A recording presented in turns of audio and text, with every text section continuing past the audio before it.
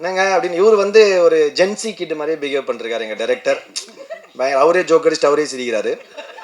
அதுக்கப்புறம் வந்து பயங்கரமாக ஒருத்தர் நடிக்க கதை ஒரு டைரக்டர் ஒரு டைரக்டர் வந்து ஒர்க் பண்ணதை சொல்லுவாங்க. அது எல்லாமே இயல்பாக ஒரு மேடை கிடைக்கும் போது எல்லாமே ஓப்பனாக அவங்களோட எக்ஸ்பீரியன்ஸை ஷேர் பண்ணுறது கண்டிப்பாக நம்ம எல்லாருமே புரிஞ்சுக்கிற ஒரு விஷயம் தான். அது வந்து கண்டிப்பாக ஏன்னா எல்லாருக்கும் அந்த மேடை எவ்வளோ ஈஸியாக கிடச்சிறது இல்லை.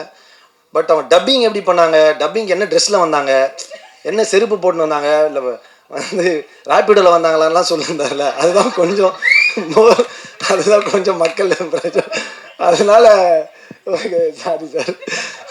அடுத்த படம் கண்டிப்பாக எனக்கு கூட முடியும். ஏன்னா ராமரண்ணன் தான் கதை சொல்லியிருக்காரு. பரவாயில்ல. என்னன்னா இந்த படம் ட்ரெய்லர் நேற்று காட்டணுன்னாரு.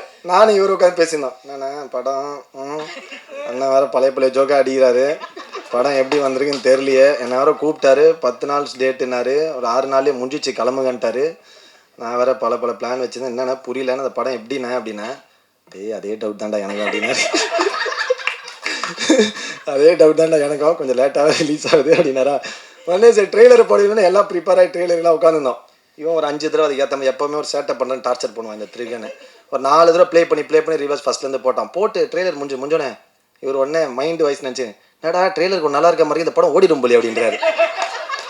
டேரக்டர் ஃப்ரெண்ட்லிங்களா சார், ஓடுறதுக்கு தான் சார் நான் படம் எடுத்தேன்.